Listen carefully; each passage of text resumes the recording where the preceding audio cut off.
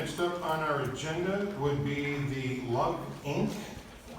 request. Again, it's been a few minutes. Mr. Mackey, could you please again relate to what we are voting on? Yes, thank you, Mr. Chairman.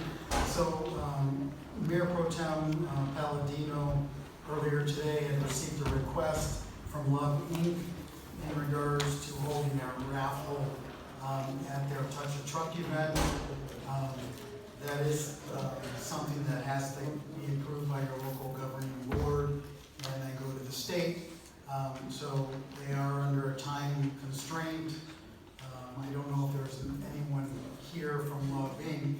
or not, but Yes. I do believe we do have somebody from Love Inc. So that is what I know about this, and maybe they can come up and speak to it. Sure. Thank you for being so patient. Hi there. Your name, please? Jessica Foley. Jessica. Love Inc.'s address is 55 Berry Street in Hillsdale.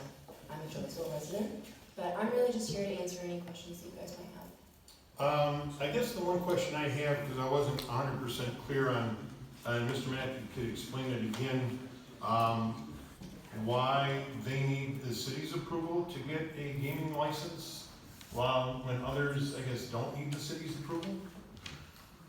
I'm thinking like the Legion or something like I that. believe it's a requirement of the state of Michigan in order to get a temporary license. Okay, have we done this before? Okay, my apologies then. So while you're right there, if you'd like to take 2 or 3 seconds to explain the Touch a Truck event. Yeah, sure. Wow, my brain's a little fried. I don't know about your guys', but. I'll give you a guess.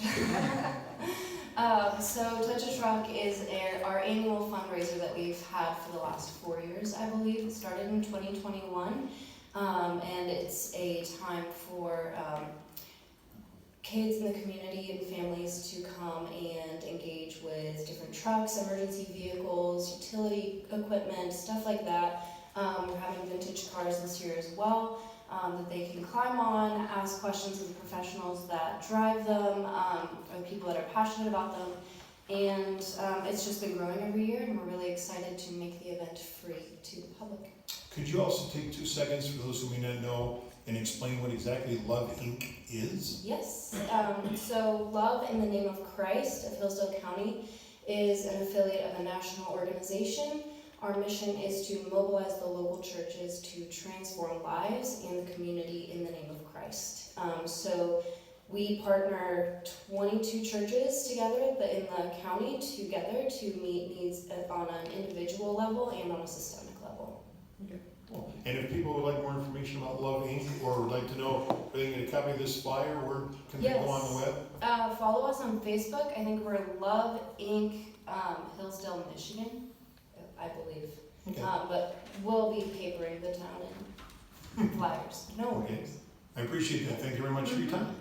Appreciate that. So we need a motion then to approve the local governing body resolution for charitable gaming licenses for Love in the Name of Christ of Hillsdale. Move to approve. Support. Okay, I have a motion from Councilman Morrissey to accept the proposal, and a second from Councilman Soha. Any further questions from council, comments? Katie, is this a roll call or just okay, all in favor? Aye. All opposed? The ayes have it. Thank you very much, Thank and you. best of luck. Thank you, and thanks for adding this to a very full agenda. No problem. So, next up on our agenda, under miscellaneous reports, we have no proclamations, we have no appointments to make tonight. So now is the time, and I'm going to have Dave, who did such an excellent job running the button the last time, to run the button again. This is our time for general public comment.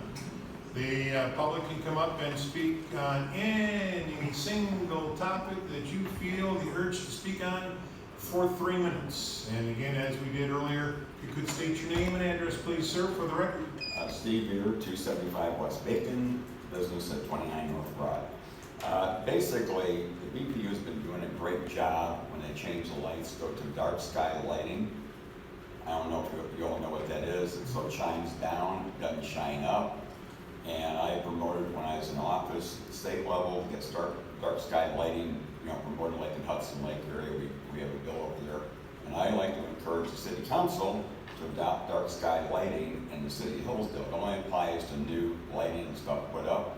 Most time it doesn't cost any more money. Down in front of my house, a good example of it, where you can't really see the light from the side, but it lights up the whole street very well. That's the only thing I want to say. Thank you. Thanks, Steve, appreciate that. And Jason, you may get a question asked here in a minute, so. Name and address, sir, please. Joseph Hendy, 181 Rhea Street. I just wanted to speak on, I watched the road diet video that was done here in these chambers. After reviewing the video, I believe Mr. Baker could benefit from public speaking training, as his frequent use of was distracting. In my view, Baker seems overwhelmingly aligned with the college's interest. So is Gary and Mary and the Hillsdale Policy Group contract, if you'd read it.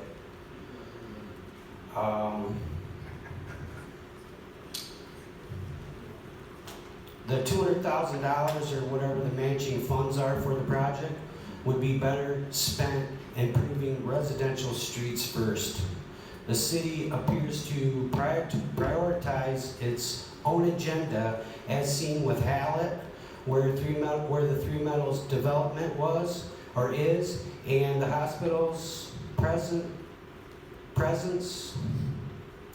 on Linwood. Similarly, Fayette Street, a key route to the college from 99 or Carlton Road, received attention for the same reason. This pattern is clear. The city's priorities consistently favor certain interests. This imbalance explains why residential streets are in poor condition. It's time to stand up for residents and their needs. Tifa needs to pay for the roads. Otherwise, the residents outside of that district are being double dipped. I've read the act. Tifa can pay for roads.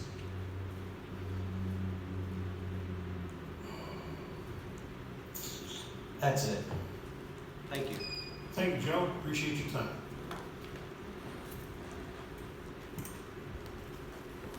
Name and address, please. Cindy Pratt, 41 Apple Run. I forgot to add that I did go down and see Miss Discharge one day and told her that the people at Apple Run were concerned about the noise. She told me to call the cops. They won't do anything. So I have tried to reason with her, and I cannot. Thank you. Thank you, Cindy.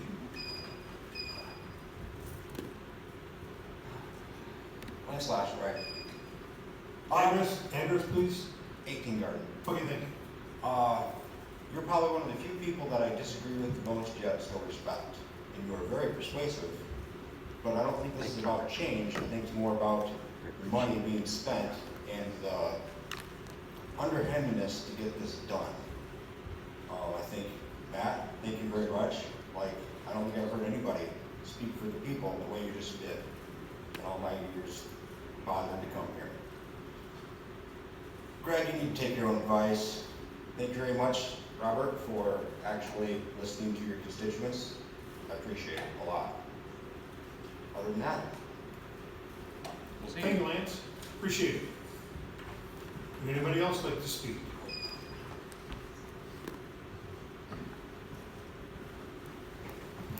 Luke Robson, again, work at 45 East Bacon, live in Jonesville, but moving to be one of Rob's neighbors who's in favor of the road diet. Just want to thank you for passing that resolution today, and I haven't talked to anybody on City Council about this, but Hillsdale Renaissance, as a show of good faith to the city, will be making at least, we need to figure out the number yet, but we will be making a donation to that $200,000 to assist the city in making that road diet feasible.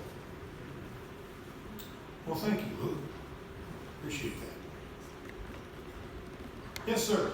Richard Smith, 63 South Broad.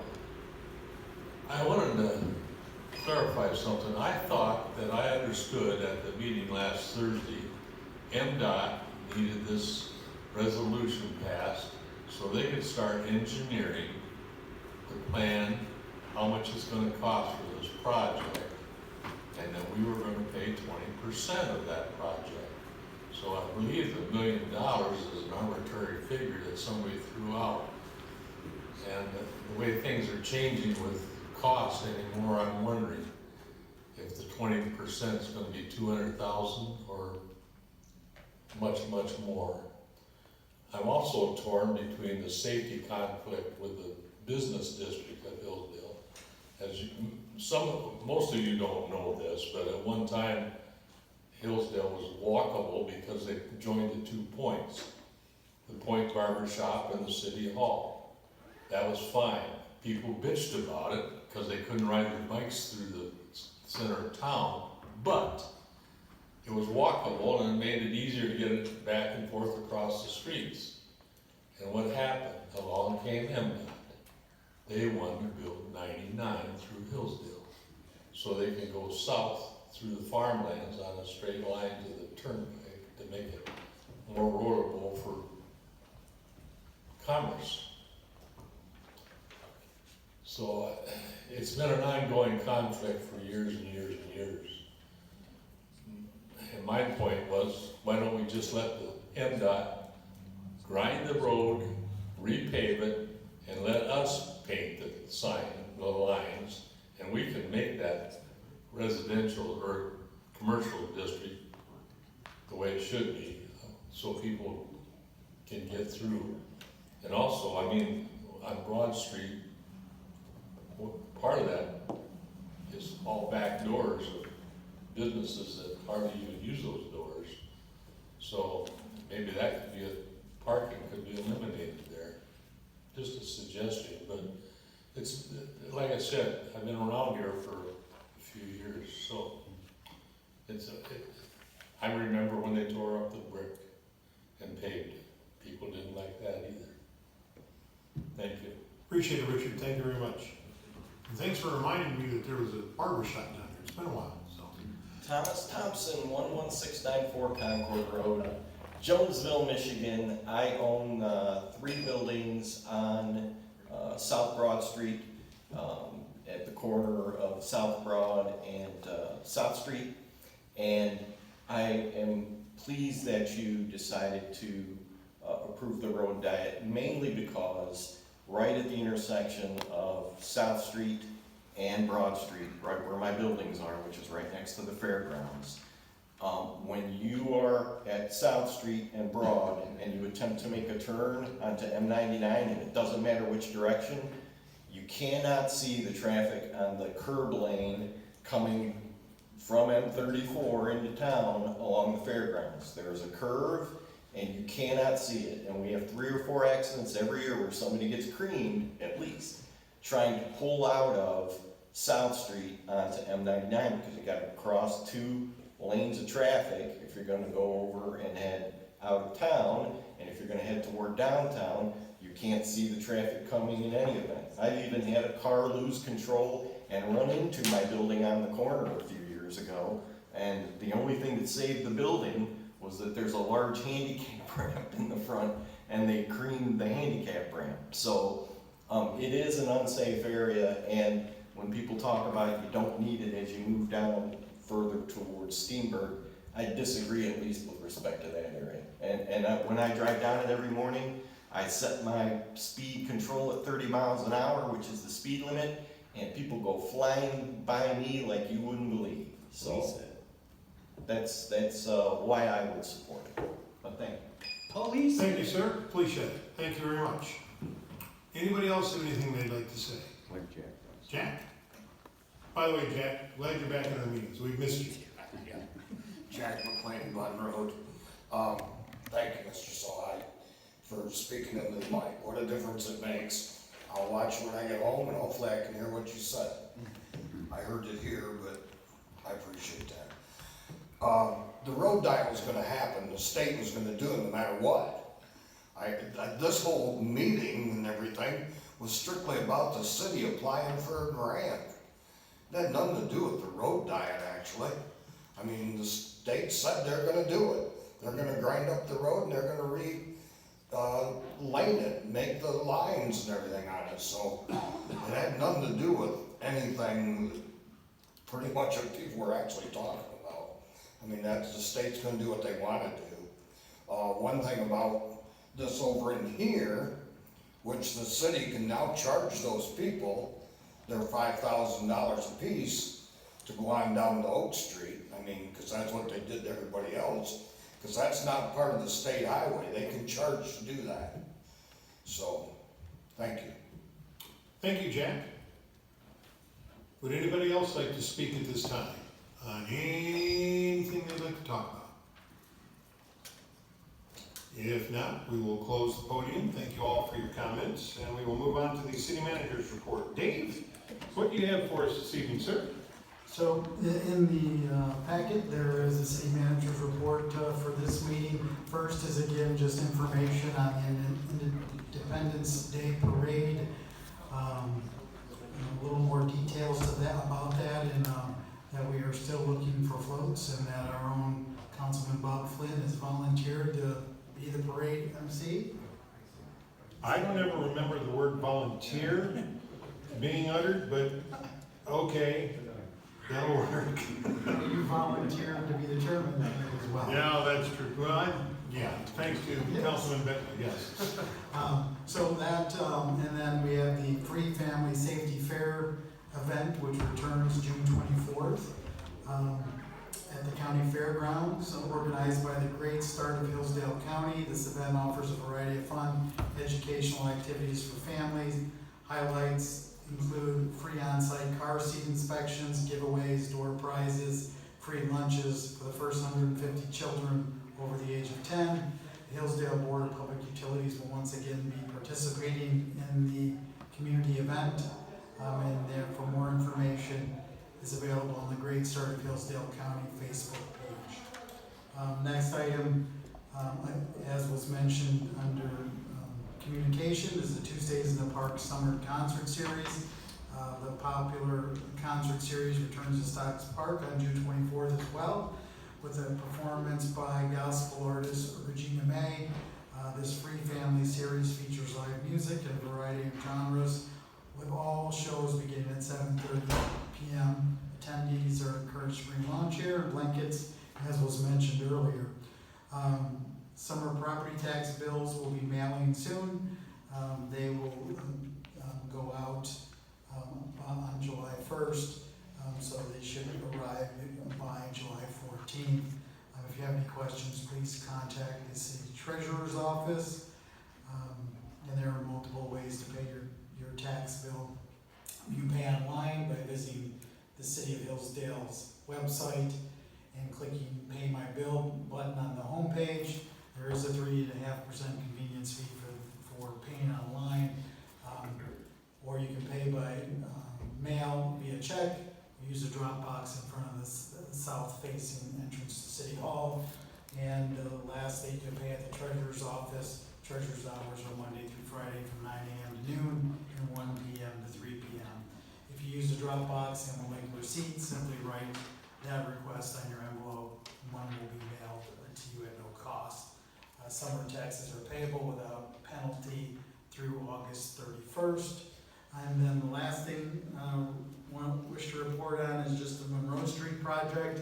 I do want to say that project is going very well. The contractor there has done a great job.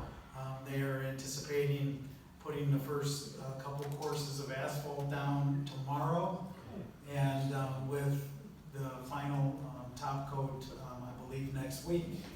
And they'll be working on the restoration work, so that should be completely done within the next three weeks or so. Yeah, it's looking very nice. So. With that said, and I know I can't remember exactly who mentioned it, but earlier we had mentioned that one of the other projects was going to be the Arch Street project. Do we have any update on how that is progressing? There is, well, from a construction standpoint, there is not an update on Arch Street at this point. We are working through the federal system, and it's quite cumbersome, and getting responses isn't always quick. So that being said, it's looking like that would probably be a next year A project. next year project, okay. Thank you, Dave, appreciate that. Real quick, Councilman Morrissey.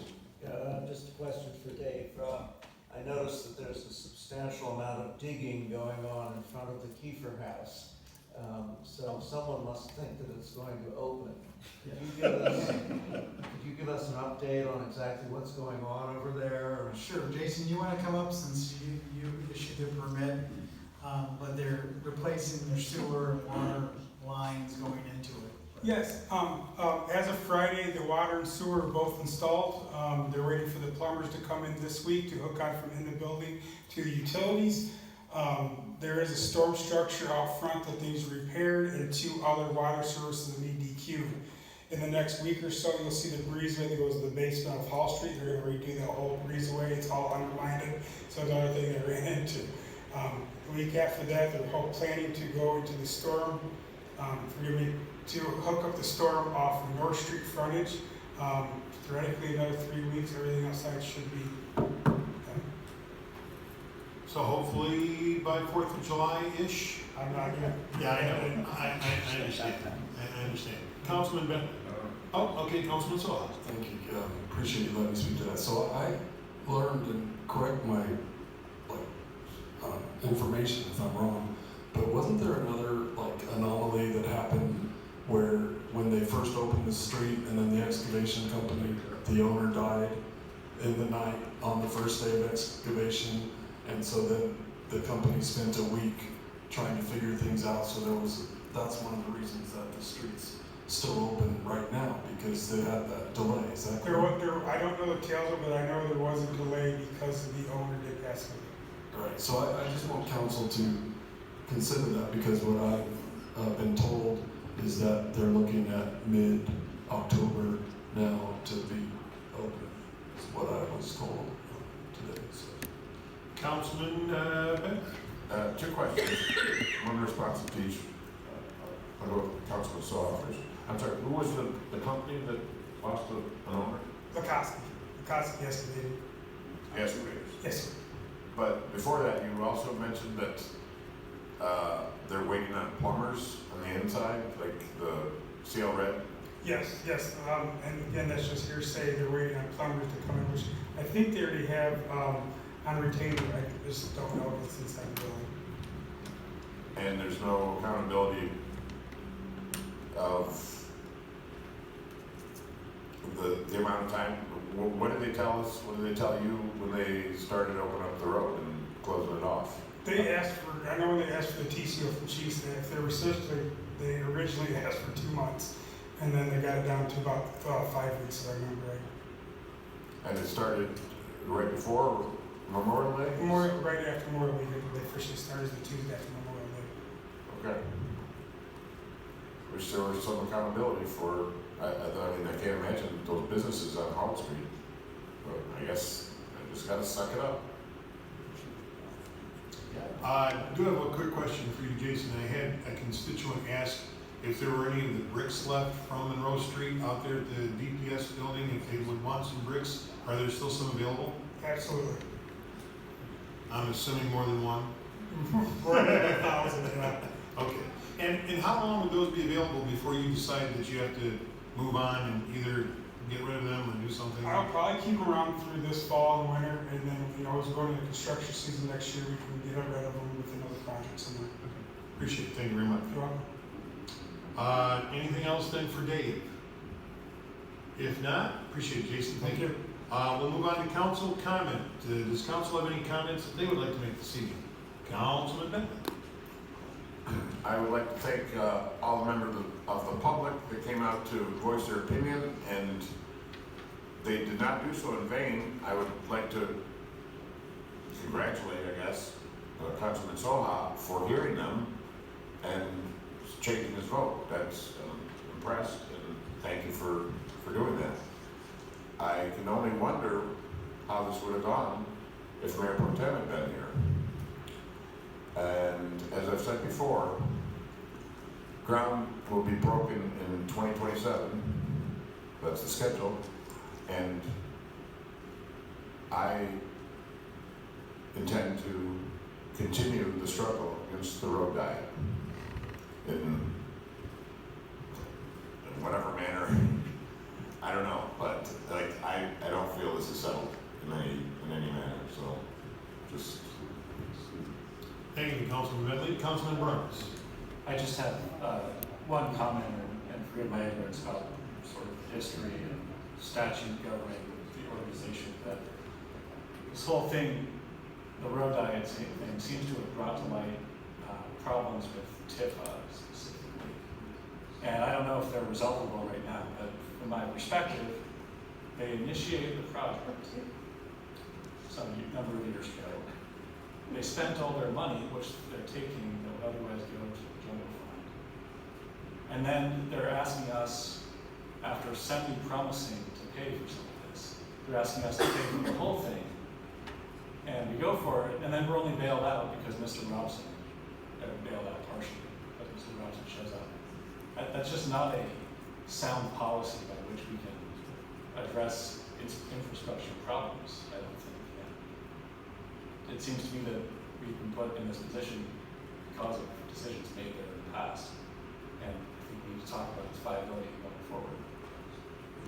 Thank you, Councilman Bruns. Anybody else with a comment? Councilman Sewell. I'd like to speak to that for a second, but do we need to vote to extend the meeting? No, we're okay. So, to Tifa's point, in 2027, Tifa can bring this up, and if they have funds available to spend towards the road project, they can make that decision at that time. What I was saying earlier is that as of right now, their funds are depleted, and they're rebuilding them because all of their obligations and debt, from what I understand, have been or will soon be fulfilled. Fair enough. I just, from my perspective, the city council should be overseeing that sort of thing, and not this quasi-governmental organization that seems to have an unclear legal status, at least to me. Well, to that point, the TIFA is designed, as I understand it, intentionally not to be overseen by council. And traditionally, the mayor will appoint business owners or people within the district that have influence over the district so that they can take the funds that are put into TIFA's, because the TIFA, what they cap the tax rate whenever the TIFA form was formed, and then anything above that tax rate goes into the TIFA's funds. Right. And then they will redistribute those via their own rules within that district. Yes, I agree, and I think that's the problem. Okay, so I see what you're saying. You don't care for TIFA to have autonomy. You would prefer to have oversight over them. Yes, and especially if they're going to sort of sign us up for projects that involve us spending city money.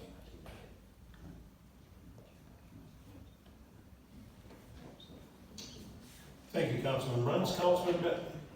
yes, I don't understand the TIFA either, and that they don't have accountability to the democratic process is, I think, the problem that he's pointing out. So I agree with Councilman Bruns.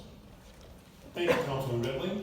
Anybody else on council have a comment they'd like to make? Councilman Stuchel.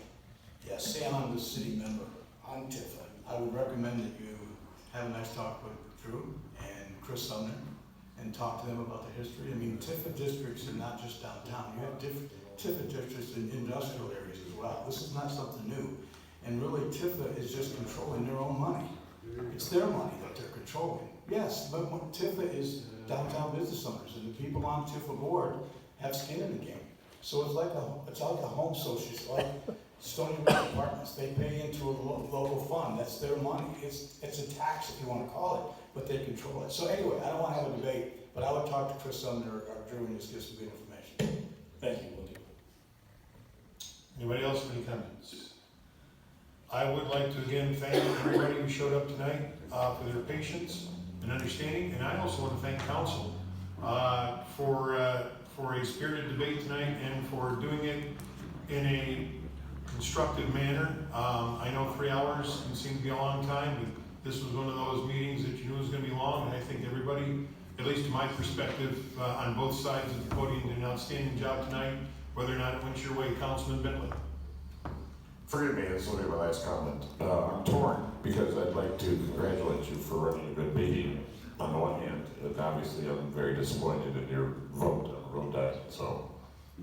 Well, I appreciate you putting me in this seat for tonight, and if nobody else has any other comments, Move to adjourn. we have a motion to adjourn. Second. We have a second to adjourn. All in favor? Aye. Motion carried. Thank you all for coming tonight. This meeting is adjourned.